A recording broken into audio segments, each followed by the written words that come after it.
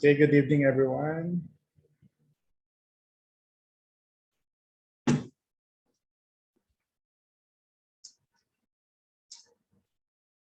Good evening, class.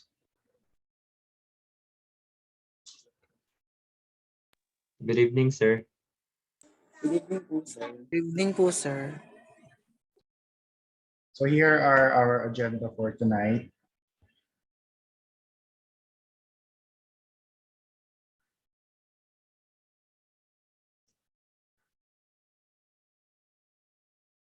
First one is interactive media, implications of using social media, digital identity, your personal data online, data gathered from using interactive media. So those are our agenda for tonight. For that, let's have a quick activity first. So just simply guess the icon that is being shown here. Okay, ano tayo? Para walang no coaching. Ronel Dialogo, can you guess this icon here? Yes The po. upper right corner. Yes. Instagram po, sir. Okay. Now call the next one that you want to answer after you. Ano po, sir? Sorry po. Call the next one after you. That Sir. will guess the next icon. LMA Ortiz po. Okay. Ellie? Sir, di po ako familiar, though, ay, KakaoTalk po ba? KakaoTalk po, hindi pa ako familiar, sir. Kakautok yung hula mo? Opo. Let's see. May nakakaalam ba kung anong icon to? No coaching class pwede kayong ano nyo kung alam nyo. Okay, so hindi nyo alam. This is TripAdvisor. Okay, now Ellie, call the next one. Si MJ po. Oh, MJ. What's this icon? Hindi po ako sure, pero Telegram po. Telegram. Okay. Nice try. May nakakaalam ba? Ako, sir. Sir, ako, sir. Okay, go. Raven, Viber po, sir. is it? Oh. Ipagtili. Okay. So call the next one. Ano po, Mia. Okay. Um, Mia. LinkedIn, sir. Well, let's see. All right, it is. Okay, Mia, call the next one. Dan Lester po, sir. Okay, Dan Lester. Pinterest po. Okay. So Dan Lester, call the next one. Si Joyce. Andiyan ba si Joyce? Joyce. Joyce. Sinahanap ko ni Dan Lester. Wala eh. Ay, wala po. Si Carl na lang po. So, Carl. Wala din. Hi, Justin. Hello. Can you guess this icon? Eh, hindi ko po alam yan, sir. Okay. May guess ka ba? Wala po. Hindi ko po alam. Tama naman. Understand you. Hindi siya sikat na app. Okay. It's Periscope. So, how about this next one, Justin? Carl. Skype po. Okay, who doesn't know that? Okay, next. Carl, call the next one. Si Distrito po. Okay, go. Distrito. Tama ba? Hindi ba siya? No, sir. What's this icon? Next to Skype. It's a photo sharing application. Oh yes, Raven, alam mo? Flickr. Yes, very good. Yeah. Ito, giveaway na to pa dito. As if naman di ko alam yan. Okay, pauna na lang mag-unmute. But this one? Blogger. Okay, Blogger. Yeah, mukha rin siyang Bing. Ito, ano na to? Hindi ka tao pag hindi mo alam yan. Okay, how about this one? Google Plus. Alright. Wait, ba't si ano lang nagsasalita? Si Raven lang. Sagot-sagot din, guys. Unmute lang kayo. This one. Snapchat. Snapchat. Snapchat po. And this one, of course. Twitter. Twitter. Last one. This one. WhatsApp. Okay, that's okay, let's utilize the chat box.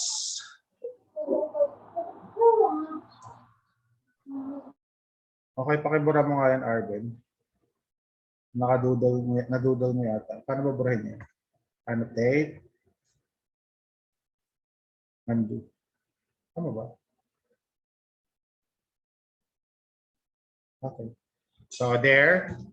So here is a little bit of data that is presented in front of you. So it says here that there are 100 million, okay? So in 100 million of the population of the Philippines, of course, ngayon ano na yan, nasa 100, I think, 9, 110, basta more than that na yung population natin. 50%, almost 50% is active online, okay? Na active social, this data is pre-pandemic pa to. So expect nyo na drastically mas marami pa dito yung data na yun. So active social media accounts, 40 million, so almost half, more than half of the population of the country are using social media. Mobile connection, 114 million. So mas marami pa yung SIM card kaysa sa mismong tao sa Pilipinas. Kasi majority of people are using multiple mobile number. Kaya mas marami yung mobile user doon sa population ng Pilipinas kasi karamihan doon dalawa yung SIM card or minsan nga tatlo pa eh. Then active on social media, almost 50% also. Every day. Okay, it says also here that Philippines has the highest proportion of 18 to 24 years old mobile internet users across Southeast Asia. So Pilipinas may pinakamaraming social media user between the age of 18 to 24. So daig natin lahat ng bansa sa Southeast Asia. Even Singapore, Thailand, Southeast Asian countries. We are the most babad in mobile internet compared to our neighbor in Southeast Asia. Okay, so here is the, wait lang, parang may nawala. Submit na first. Yes, that's correct. Dual SIM. Kaya. Okay naman pala. Akala ko naputol.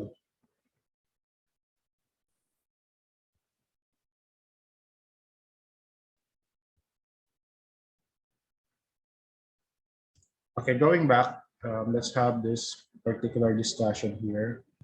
So of course,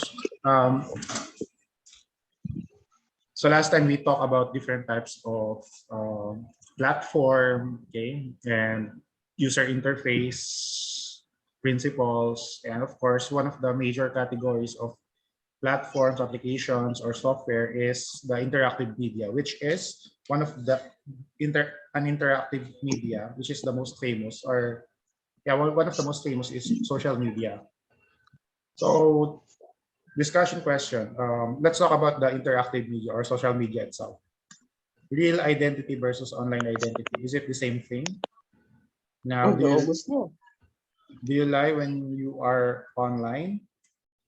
What do you lie about? What is your profile about? Who are you online and who are you offline? And who do you really want to be? Okay, let's answer one of the questions here. Do you lie when you are online? Kahit di naman big lie, mga white lies lang. Do you lie when you are online? Can you give me a thumbs up if you are guilty of lying when you are online? Providing wrongful data when you are online. Not necessarily big lies, pero yung ano lang, white lies. For example, minayday nyo, kahit nakarang linggo pa or nakarang araw, something like that. Di naman ganun kalaking lie. Do you lie when you are online? Okay. So some of you said yes. So it says here that when you Google yourself, what appears that all the data that you left behind, okay, when you are using the internet will stays there online, okay? So anonymity on the web is hard to achieve when you have a digital presence. So as long as you use the internet, you automatically have a digital presence, or your data is forever in the internet. So accounts that have been created and forgotten had appear, posts that I have written in the past, photos of me. Okay, as much as you can Google yourself, as much as you can search for the data that you left on the internet, anyone else can also do that. Okay, so it says here, Googled myself, nothing embarrassing. So achievement unlocked. Are you familiar with this meme, class? So achievement unlocked. When you Google yourself and nothing embarrassing. Kayo, class, can you give me a thumbs up if you are confident that if someone Googled your name, nothing embarrassing will pop up? So si Jimwell lang. Okay, so at least, di ba? Mga data, mga information, mga documents na iniwan nyo online will not affect you, will not haunt you. So you, yourself, and your user ID, online identity. So what particular activities do we have online? So here are different types of platforms such as Facebook, Instagram, Twitter, Lazada, okay. So, e-commerce platform and search engine platforms such as Google or Yahoo Mail. So your online identity are facts about you and your actions. Those are the data that is collected to you that you voluntarily submitted online. Okay? So James, na-unmute mo yung audio mo. Unless gusto mo magsalita. James, gusto mo mag-participate? Sorry po, napindot lang po. Alright, sige. No worries. So here are online identity, the sum of your characteristics and your intentions. Okay, so that is your online identity. We all have online identity that is already given. So who are you and what you did online? That is your online identity. We also have partial identity. Okay, so partial identity is your characteristics that make up your identity. Okay, partial identity. And we also have the persona. Ano lang to? For us to understand this clearly, let's specify this with partial and your persona. For example, guys, let me just explain this specifically. Persona is your partial identity created by you to represent yourself in a specific situation. For example, you are a teacher, okay? Now, your persona in those different types of platform, probably in TikTok and Instagram and Facebook, are probably different, okay? So let's say once you are a professional already, a yappies or young professional, probably your Facebook account, since majority of your friends there or your connections are co-workers, co-teacher, probably some of your students, and your principal, your chairperson, your dean. Basta professional yung impact ng Facebook mo. You are using that for professional purposes. So probably your persona there is someone who is a career-oriented person, or goal-oriented. Yun yung mga persona mo. Okay? But if you have a different platform, social media platform such as Instagram, probably you will post also there some things about yourself. You provide, voluntarily data about yourself. That is, let's say, you are a happy-go-lucky person. Okay, you love traveling. You love posting pictures with nature, something like that. So basically, yung persona mo sa Facebook is professional, but your persona in Instagram is nature lover or traveler or adventurer or something like that. Okay, so those are two different persona. But if you combine those two, that will become your online identity. Okay, your online identity and the partial identity is the subset of characteristics that make up your identity. That is when you combine, okay, your partial identity is when you combine those two platforms, Facebook and Instagram. Pag kinumbine mo na yun naging partial identity mo. But the rest ng mga iniwan mo sa internet is yun yung online identity mo. Okay? So as simple as that. We all have different persona with every platform that we are using. Okay? So we can identify a person's persona by simply seeing the history of the, malalaman mo agad yung persona ng isang tao even sa history ng mga pinapanood niya or mga sinasubscribe niya. Sa Netflix, di ba may history? Continue watching from, let's say, from James. Continue watching from James. Then makikita mo yung mga pinapanood niya, nasa ilang episode na siya. So that is also his persona. Okay? So probably he likes mga thriller movies, mga ganon. So that is his persona. Ano ba yung mga famous persona ngayon sa online natin? Ito klasa, probably hindi siya intended or pwede ring intended. Pero yung mga common persona na nakikita natin ngayon sa different types of platforms such as Facebook, TikTok, and Instagram, yung mga social media platforms. Number one is possible let's say you are an advocate of animal cruelty. Okay, so probably yun yung persona mo. You share petition to free animals from the zoo, something like that. Or another persona, you love to eat. Okay, you keep on posting foods, you keep on posting your eat out with your friends.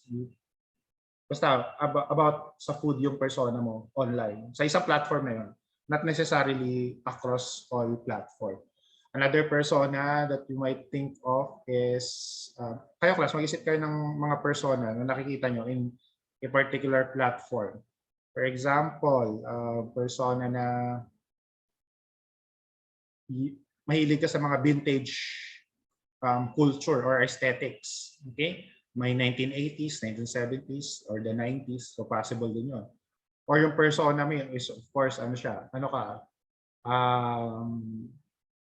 Let's say, you love pop culture. Okay? You keep on posting about the latest movie, the latest Hollywood movies, mga ganun. So, yun yung persona mo. So, different types of persona is merong nagiging trends ngayon class na observe ko sa Facebook. Alam niyo ba na parang nagiging persona na din yung pagiging depressed. Mapapansin niyo ba yung class? Can you give me a thumbs up if you are noticing it? Yan, di ba, may mga certain TikTok na mga channel or page na it's all about depression, about giving up. So that's another persona also that you are projecting. Again, it's not always intended. Maybe yun talaga yung mo, doon ka talaga napunta sa genre na rin or yung persona mo na rin. Or pwedeng intentional. Okay? So since dito ka nakilala ng mga followers mo or yung mga friends mo, parang tinutuloy-tuloy mo lang. Pwede namang yun talaga yung field mo. For example, your course in college is tourism management. So, nasanay ka na ng pagpupost ng mga travel picture mo, yung mga travel mo. O unintentionally, napunta ka sa persona na yun. Okay? Kasi may dalawang persona. Yung persona na kinreate mo kasi ganun ka talaga. And the other persona na kinreate mo kasi parang yun yung ina-expect mo na makakapag-please sa mga tao na nakapaligid sa'yo. Na ini-imagine mo na ganun. Something like that. Okay? So, kung hindi talaga yun yung persona mo, of course, hindi siya magiging sustainable in the long run. Kumbaga, you are not happy because you don't know your real persona anymore. Because you keep on projecting a particular persona that it's not really you. And in return, yun, probably mabu-burn out ka sa persona na pinapakita mo kung hindi ikaw talaga yun. Okay? So, we also have, okay, let's have a quickie survey. I need you to participate here. Yeah, sad boy genre. Use the chat box class and rate your answer. Yeah, how do you feel this morning? 4, kung wala lang, nagising ka lang. Kung hindi ka nagising, okay lang din. Neutral lang. Okay, so lahat kayo, pagising nyo. Hindi nyo alam kung masaya kayo or malungkot kayo. You just woke up.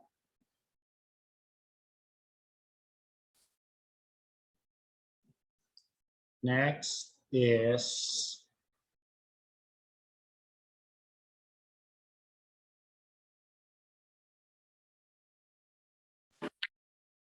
okay, how do you feel about school, your online class?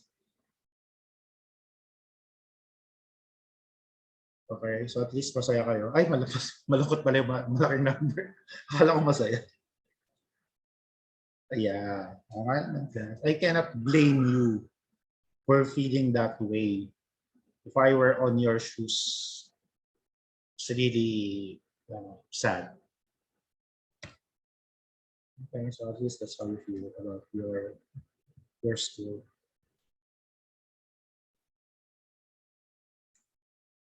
Okay, how do you feel about your classmates?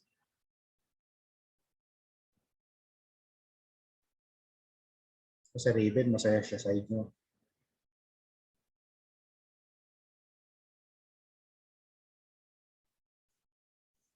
Okay naman sila, sir. Matino naman.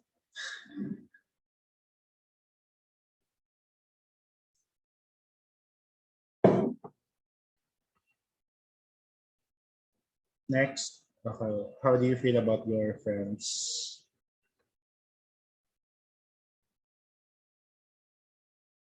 Okay, tama lang. Bakit mo nga namang if-friends yung mga taong 6 yung paparamdam sa'yo. Like Lester. Nag-asterisk 1. Siyempre, class, kung gusto mong yung mga friends mo, di ba? Napapasaya ka nila. Hindi yung ano.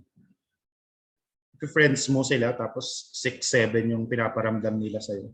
Hindi, wag mo na silang i-friends, di ba?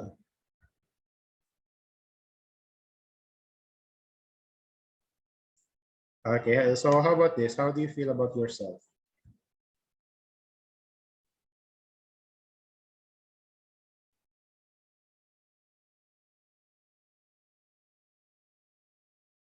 I want everyone class to participate. Then also observe your classmates about the data that they are providing to see if, you know, to check if they are okay. So how about the public's perception to you? Ano sa tingin mo yung tingin sa'yo? Ano sa tingin mo yung tingin sa'yo ng mga taong nakapaligid sa'yo?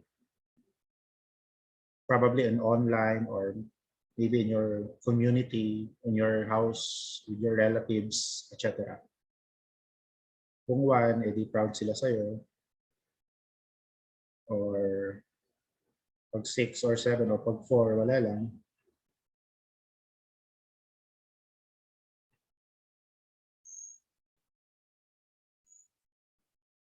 Okay. Next is,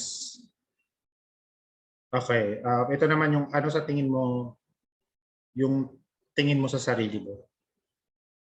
Okay, wala kang pakialam sa public perception, but you know for yourself. How do you rate exactly? Parang variation lang ito ng previous one. Pero at least, di ba? So kahit na 6 yung tingin, sa tingin mo yung tingin sa'yo ng ibang tao, pero you know yourself, na somewhere in 1, 2, or 3 ka. Okay, that's not bad.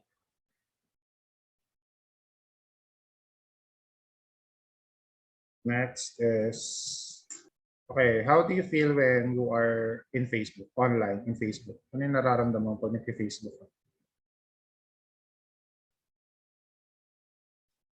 Talaga ba? Talaga ba, Tenorio? 1, masaya-masaya ka pag nag-Facebook ka? So kung 5, 6, 7 naman yung nararamdaman mo pag nag-Facebook ka, so syempre, i-limit ko yung mga panahon na in-spend mo doon. Or else, ma-anxious ka. Pag na-anxious ka, ng matagal na panahon, magiging depressed ka. Okay, next is when you are posting.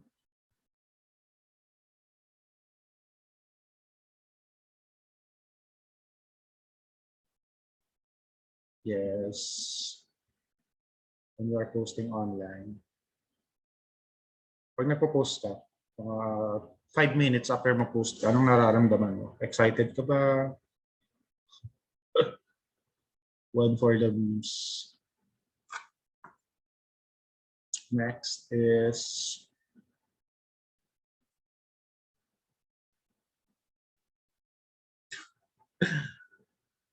okay, may mga Twitter. Anong nararamdaman mo kapag nagpo-post ka sa Twitter? Masaya ka ba? Malungkot ka ba? Or neutral lang?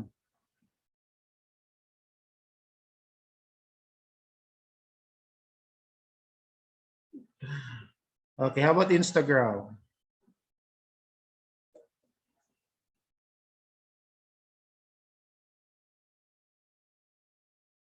Okay, at least, di ba? Kapag 5, 6, 7 yung nararamdaman niyo, pag may nagamit niyo yung Twitter, Instagram, Facebook, then should stop using it. Okay, ito yung ano yung perception niyo sa buong online identity niyo? Simula nung 2005, nung natuto kayo mag-internet. Ano sa tingin niyo yung ano niyo? Yung standing niyo sa mundo ng internet? Matutuwa ba kayo? Matutuwa ba yung mga apo niyo pag nakita yung mga share ng mga information about yourself that is forever documented online. So kapag happy ka, then 1, 2, 3, positive yung online perception mo. Kapag sad ka, of course, negative yung online presentation. Okay, so we did this already before, the 2 truths and 1 lie. And what we learned in this activity, okay, do you still remember that class, the 2 truths and 1 lie activity that we did before? I think face-to-face pa natin ito ginawa eh. It's very easy for us, kahit nga face-to-face na napapaniwala natin yung mga classmate natin na maniwala dun sa statement which is not true. Okay, what more online pa kaya? Okay, so that's the, I think one of the takeaway in that game, na kung harap-harapan nga kaya mong mag-i-convince yung ibang tao na sa statement na hindi totoo, what more online pa, na hindi ka nakikita yung mga involuntary actions mo. Okay? So there.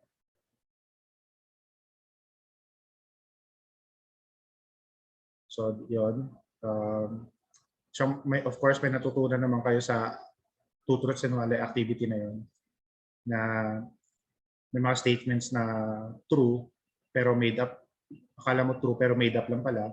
Ano yung mga clues na nag-give away nung nalaman mo yun? Ano yung mga certain information na nag-leak na nalaman mo wrong yung statement na or lie? So self-presentation is the process of controlling how one is perceived.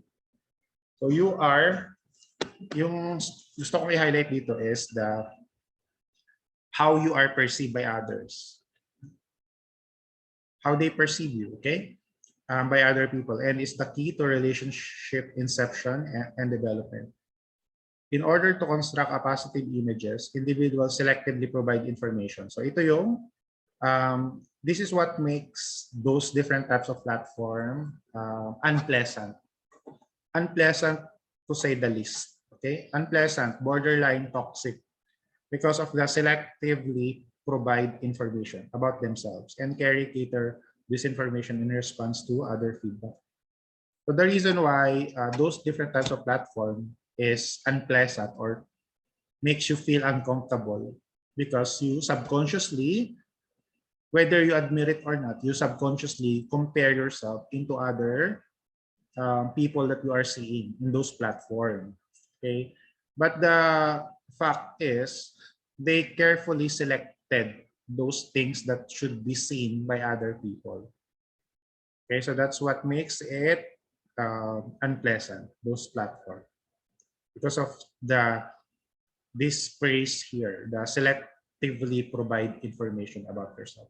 Okay, di ba ganun mga nakikita natin sa those different types of platform? The people who are posting there, they crafted it and selectively provide information that will, of course, make themselves shine. So ano nga yun eh, yung those different types of platform is created not to share, but to created for you to shine. Okay? Mga tao na gumagamit ng platform na yun, hindi na nagpo-post para mag-share, but to post to hopefully shine. So here is the framework, okay, of the, or also known as the CMC, the computer mediated communication, where what we provide, the cycle in providing information about ourselves. So of course, we start with the sender. This is you, where you selectively self-present and reveal something about yourself that is desirable. Okay. Next is we need to choose a platform, a particular platform. One very famous platform is of course social media and probably dating application. Okay. So we choose a particular channel to post that selectively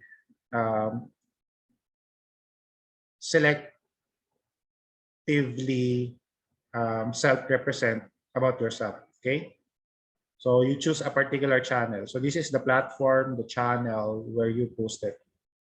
Then, of course, you won't post it if you don't have a receiver, or also known as the follower or your friends in those different type of platforms. So you have a receiver.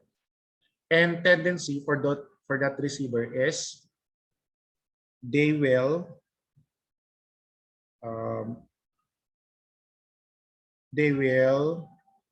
provide a feedback, and feedback in a term of likes, shares, and comments. And therefore, that particular cycle is intoxicating or addictive because of self-validation. We are seeking for self-validation, which is natural. Kasi guys, hindi naman tayo makakasurvive kung wala tayong absolutely zero self-validation. So lahat tayo may subconsciously wanting to validate ourselves. Okay, so normal lang yan. Huwag kayo masyadong mag-guilty kung sa tingin nyo you are posting to search for social validation, something like that. Because that is a normal human nature to seek validation from other people. Kasi kahit ng mga ancestor natin during the tribesman, hindi sila makakasurvive kung wala silang validation from their tribesman. So syempre, pag ganun, mabuti pang di ba? Hindi na lang sila mag-exist kaysa itakwil sila ng mga tribesman, hindi sila makakasurvive. So na-adapt natin yung up until now na self-validation is really important for survival. Therefore, it's just normal human tendency. But the problem is we are overdoing it because it's very easy for us to do it. That's because of those different type of platforms. So yun, mga likes, mga share, comments, those are the feedback that we are craving for self-validation.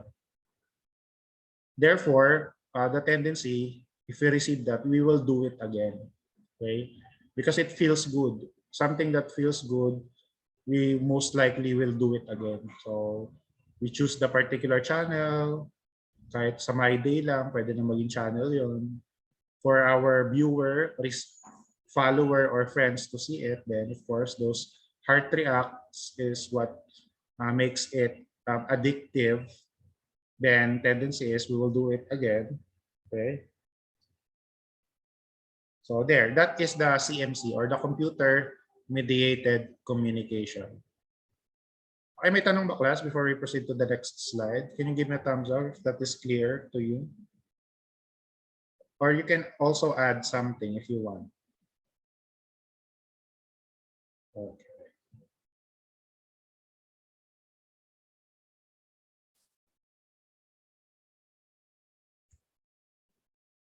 Close.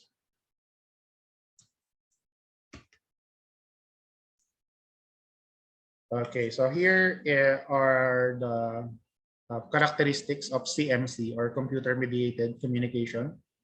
First one is editable. So a CMC or a computer mediated communication, one of its characteristics or feature, one of its features is being editable. Okay, if you can notice, all of those platforms are offering in one form or another all forms of editing tools. So lahat class nung before ka mag-post, di ba, ng picture, it has a option to edit it, to add filter, to add graphics, to add mga filter na, and to enhance the picture. So editable siya. Then next bullet, amount of time one can spend constructing and defining a particular message is almost unlimited. For example, class, yung 25 seconds na, let's say, My Day, or probably My Day, anything na pinost mo. So hindi mo alam, okay? Wala kang idea kung gaano yung katagal in-edit. O possible, may mga iba naman na post agad. Pero yung iba, there are times na matagal yung pag-edit niya, no? Particular data or information na yun na sinishare niya online. Okay, but we don't have any idea kung gaano niya katagal sinare yan. Or kahit yung mga text only, okay? Text only na post. So isang anuhan niya lang is hindi mo alam kung gaano niya katagal inisip or tinipe. Something like that. Next, compose and exchange in physical isolation from receiver masking involuntary clues. Ito class, here's another disadvantage, or probably some will say that this is an advantage, that CMC isolates or tinatago niya yung involuntary clues. Kayo ba class, pag may face-to-face na communication, di ba, kapag may kausap kayo, may mga mannerism, may mga tingin siya or may mga reaction siya na hindi niya maitatago. Yung involuntary clues na makikita mo sa kausap mo face-to-face na hindi mo nakikita sa CMC. So wala kang idea na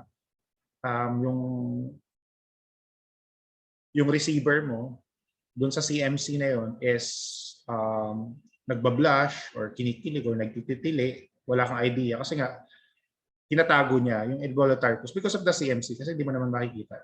Pero kapag face-to-face yan, yun, makikita mo lahat ng involuntary clues.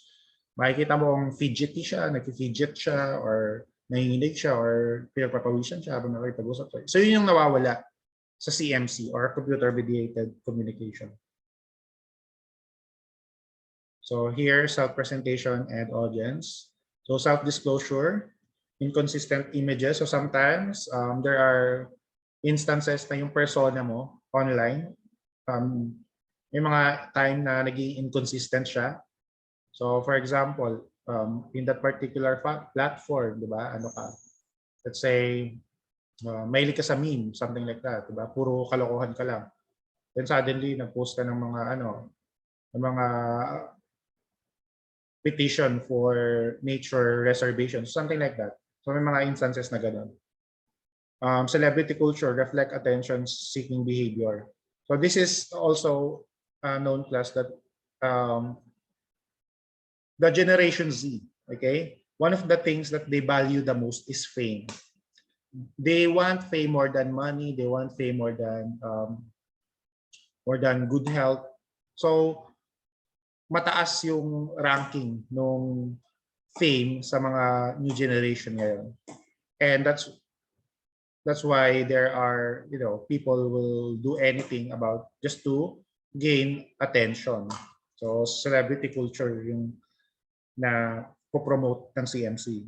Next is predicted that people would have behave in ways that were most positively represented when seen by others. Of course, class, this is not all bad because if we are using social media, the tendency is, of course, we will highlight the good thing about ourselves because based on research, which is obvious naman na we would behave in a acceptable manner when we are seen by others. Yung others na yun is of course your receiver, your follower, your viewer, your friends.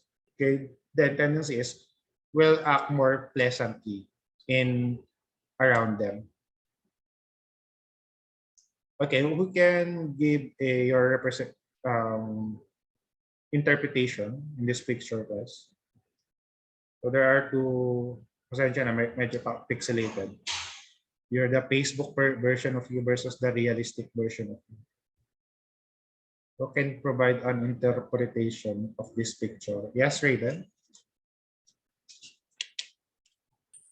Ano po sir, for me po sir, sa Facebook may napakita niya na na parang active siya and lagi siya lumalabas but in reality lagi lang siyang nasa bahay nila. Then nagkain na ng kain then inom ng inom. Yun lang po sir. Okay. Thanks, Raiden. So yes, that's your interpretation. How about someone from the girls who wants to give it a try?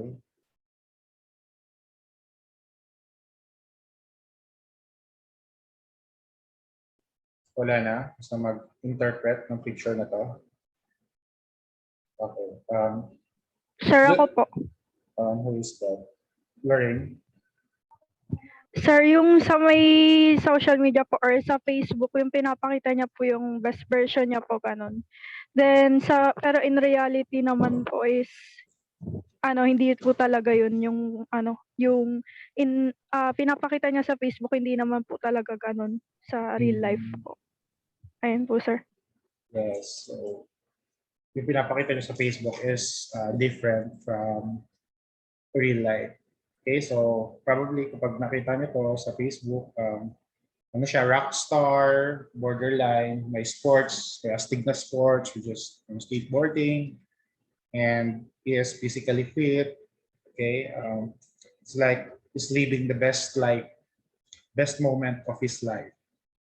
But in reality, nakita mo siya, yung ano siya, it's like di siya untidy, slouching, not doing anything, and there. So obviously, can you give me a thumbs up, class, if you think this is happening in real world? People like this who are, okay, so yeah. Obvious naman na mga tao na ganito. Ang uso yung parinigan sa akin sa Facebook, di ba? Mga may utang ka tapos nagmamayday ka ng Starbucks, something like that. Di ba? Parang gano'n. Yun lang, one manifestation. Okay, how about this, class? Anyone who wants to interpret this?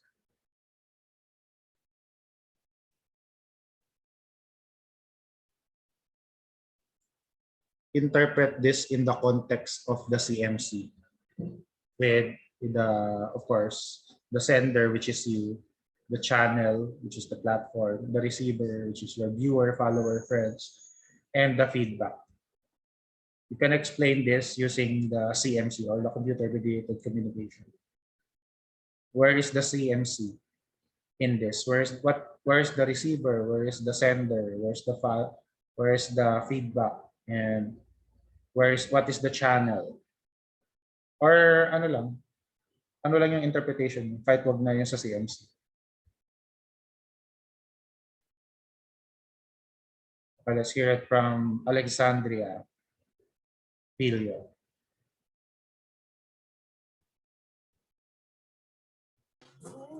Hello po.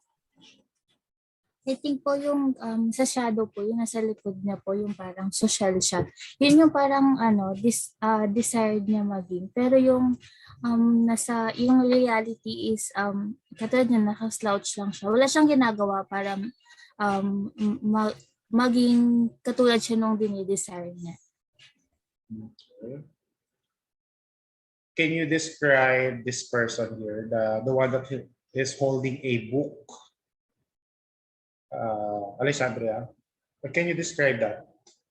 Yung may hawak na libro, tsaka may hawak na pipa. Pipa ba yun? Ano yung description mo dyan sa tao na yan? Ano po, sa akin po, para po siyang iniisip na po na parang mayaman po siya, parang above, na po siya. Above, nasa taas po yung level ng society po. Sophisticated, okay. Yeah, sophisticated person. Ang galing nga ito. Nabasa mo yung reason ko. So, sophisticated, tapos intellectual, may philosophy, tapos it's like he figured out the secret of the universe type of guy, something like that. Though, pwede naman siya bigyan ng merit. It's not all bad. Kudos pa rin sa tao na to. So probably, itong tao nito is magaling siya sa certain field. So probably magaling siya sa hardware or software.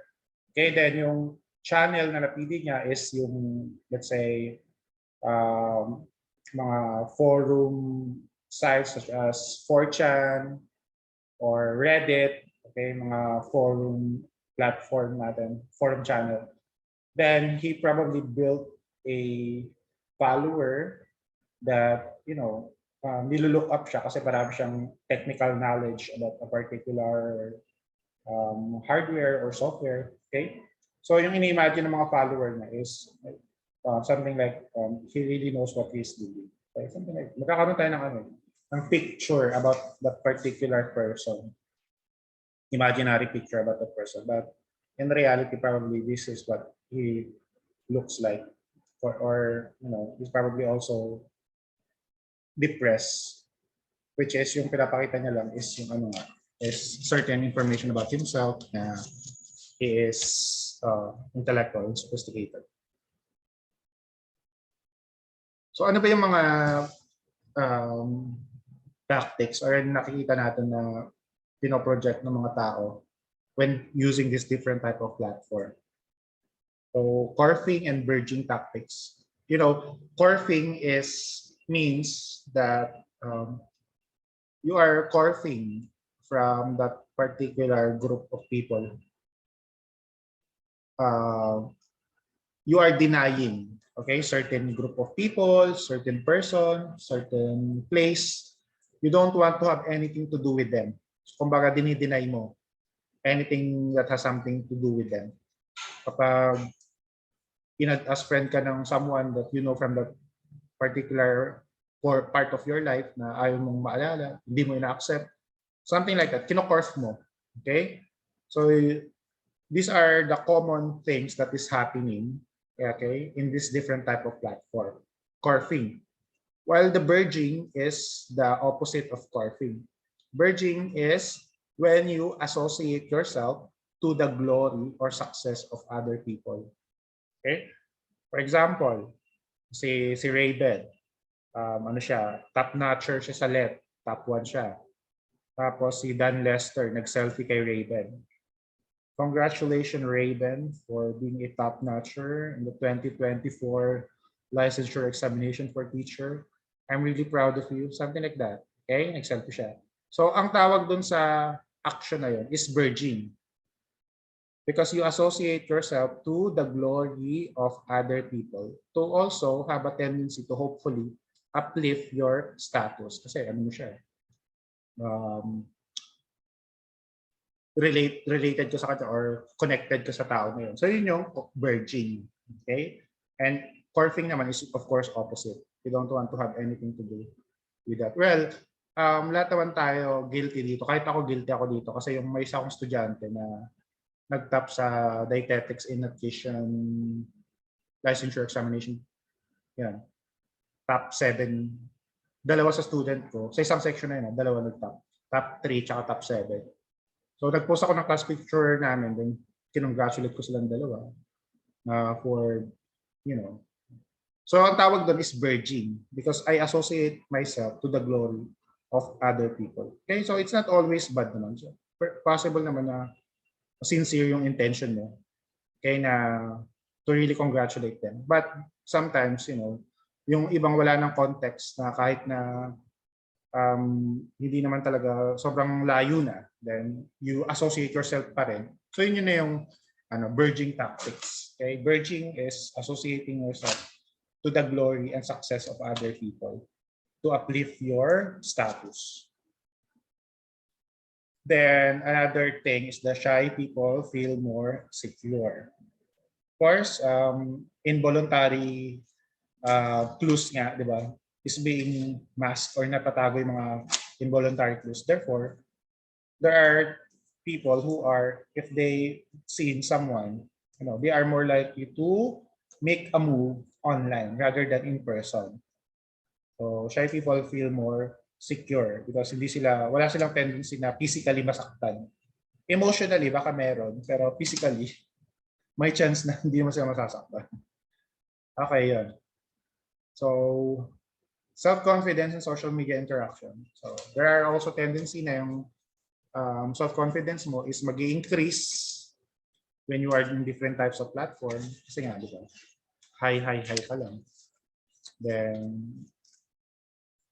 yun, self-confidence is increased. Feel of being evaluated. So, of course, when you are receiving those types of feedback from your followers, from your receiver, you will feel evaluated. Then control of self-description and embarrassment reduction. So, of course, meron ka ring chance na yung mga embarrassing moment is nalilesen kasi kayo nagpo-control nun. Unless na lang matag ka, di ba? Pero may option ka na matanggalin sa wall mo or i-untag mo yung sarili mo. So still, the embarrassment the chance of being embarrassed online decrease. Kasi nga, and that's your tactics online. Another thing is subjective well-being increasing. You know, class, subjective and objective. Sabi nga nila is being famous online is like being rich and monopoly. It doesn't hold any real world value. So like say may post ka, di ba? Nakaabot siya ng mga 5,000 share or 100,000 likes or reaction or 5,000 comments. Hindi mo mapapa-encash yun. Okay? That is subjective. Para kang maraming pera sa Monopoly. Alam niyo yung Monopoly, yung millionaire's game. It's just like that. Being famous online is like being rich in Monopoly. It doesn't hold any real world value. So hindi mo mapapa-encash yun. Ang dapat na nag-focus tayo is yung objective value natin. Objective well-being. For example, yung health, that's objective. Your degree in college, that is objective. Kasi that's tangible. Mapapakinabangan mo talaga yun. Your business na nag-boom, that's tangible. Mapapakinabangan mo talaga yun. Or yung mental health mo. Okay? Mapapakinabangan mo talaga yun. And yung health mo. Sabi ko na health. Compared to subjective. Kasi yung metrics natin when we are online is number of shares. Okay? Number of people that is reached by your post or number of likes, number of heart. Ano siya subjective? Okay? It doesn't hold any real world value. So those are the things that is happening when you are representing yourself online.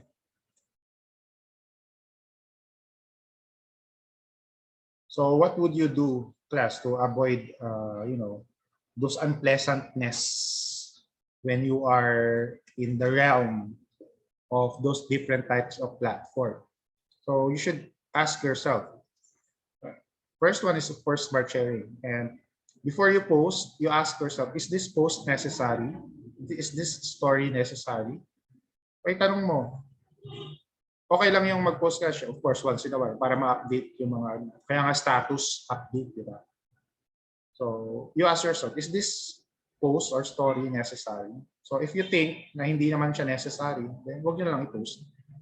Kung sa tingin nyo necessary, I update lang, I arrived safely here in our home and left the party safely. Mga something like that. So necessary yun. Diba? Next is there a real benefit to this post? Is it funny, warm-hearted, teachable, or am I just making noise online without any purpose? Okay, because when you are seeing a lot of noise, post online that is irrelevant or unnecessary. It's like to the point that you are disgusted already. Na wala na bang ma-share na information or ma-share online na pati ito pinupost pa, di ba? Wala siyang purpose. Pandadagdag lang siya sa ingay. Next is hobby as a family parent. There should be things that should be kept inside your family. Pag hindi pa siya nasisettle, yung issue na yun sa loob ng pamilya niyo, huwag niyo munang i-release into public or to your social media post kasi nare-resolve pa siya sa loob ng pamilya niyo, di ba? Then magli-leak na siya outside. So of course, it might do unnecessary damage. Next is it appropriate or does it stay within the boundaries of our family values? So you ask yourself, if you post this, what would be your parents' reaction? What would be your siblings' reaction? Okay, pag nag-my day ka na, let's say, nagpatato ka na totoong tattoo, di ba? Parang okay lang naman yun kung yun talaga, maybe yun yung business nyo or yung parents mo, may tattoo din sila, they think that it's an art. Pero kung yung family mo is they think otherwise, then of course, you also need to consider that. Next is, will this seem as funny in the next 5, 10, or or is this post better suited for sharing with a small group? family members or maybe not at all. Yun ang class, kaya nga may mga GC, di ba? Kasi pag may nakita kang meme, pwede mo naman siyang hindi i-burden. Pwede mong hindi i-burden. Pwede mong i-spare yung mga friends mo sa Facebook na hindi naman makaka-relate doon sa probably meme na shinare mo. Okay? So, pwede mo siyang i-share sa, ano mo lang, sa circle, sa small circle mo, sa GC, na lahat kayo makaka-relate dun sa meme na yon. Kaysa, i-post mo siya sa wall mo na out of your 1,000 friends, mga isa lang or dalawa lang yung nakarelate and nag-react. Okay, di ba? Parang you will also wonder whether you intended or not na what is wrong with, magkakaroon ka ng, ma-anxious ka na yung receiver mo, yung follower viewer is not, you are not getting the same feedback to the information that you are sharing to the different types of platforms. So yun, so pwede pag yung post mo, personal lang sa GC, mas marami pa mga ka-relate, diba? Kaysa i-post mo sa mismong wall mo. Okay, so there class. So supposedly we have I'll provide a particular activity regarding this. But since I think I have already provided you ng enough activity already because I provided you 2 activities already. Now, ano mo na yan? Pending mo na yung activity for this session.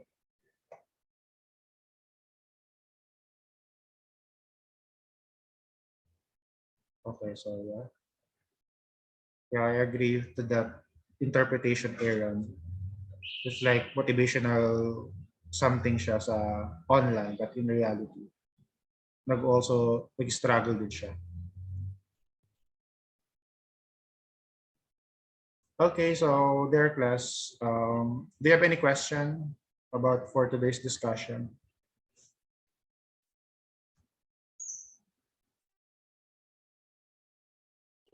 None so far po. None so far po, sir. None po, sir.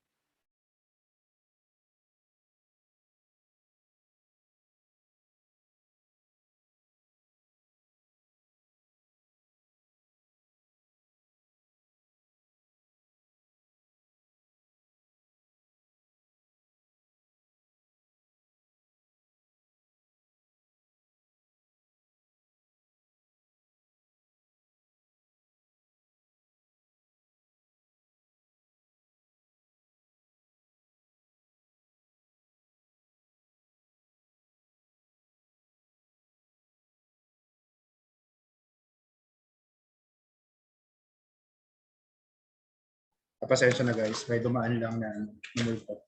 Okay, so if none so far class, kindly open your webcam.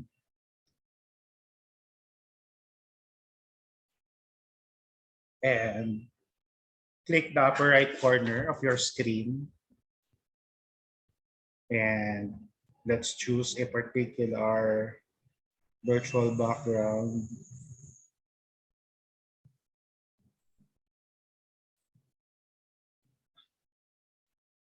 Ito class. Itong Beret. Parang painter. Peaky Blinders na filter. Ang malas ng mga walang naka-mobile lang. Hindi to pwede sa naka-mobile lang. Yes, parang meron kayong Arben? Naka-mobile ka ba? I see. Ang sad naman. Si Lorraine. Carlo. Sir, naka-mobile lang po ako. Okay, sige. At least ngayon gumagana yung webcam natin. Lahat kayo nakikita ko. Yung mga naka-mobile lang, bigyan nyo na lang ako ng ng Sobrang dilim doon.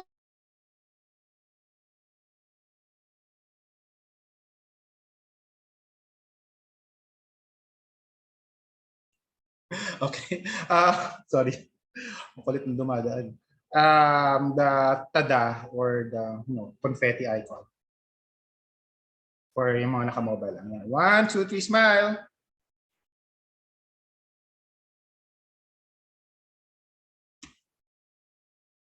Okay. So there, class. See you when I see you, and goodbye, good night, everyone. Bye. Thank you po, Thank you po, sir. sir. Bye-bye po. Thank you po. Po, sir. Thank you po, sir. Thank you. Thank